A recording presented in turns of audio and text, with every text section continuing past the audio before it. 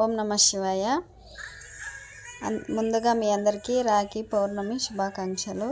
ఈరోజైతే నేను మా తమ్మునికి రాఖీ కడుతున్నాను. చూడండి, ఇలా కొన్ని సంతోషాలు ఎంత డబ్బు పెట్టినా దొరకదనమాట. అలాంటి సంతోషాల్లో ఇది కూడా ఒకటి. నాకైతే మా తమ్మునికి రాఖీ కట్టడం అంటే చాలా చాలా ఇష్టము. ఈ పండుగ అన్నా మా తమ్ముడన్నా నాకు చాలా ఇష్టము. అలాగే నేను మా పిల్లలకు కూడా నేనే రాఖీ కడతాను. ఎందుకంటే నాకు ఆడబిడ్డలు లేరు అనమాట. నా బిడ్డలకి అక్క చెల్లెలు ఎవరు లేరు కాబట్టి నేనే కడతాను. ఒకప్పుడు కృష్ణునికి యశోద కట్టిందంట రాఖీ. తన అమ్మ కట్టినట్లే నేను కూడా అమ్మ కాబట్టి నా బిడ్డలని ఇద్దరికి నేనే రాఖీ కడతాను ఏడాదిను.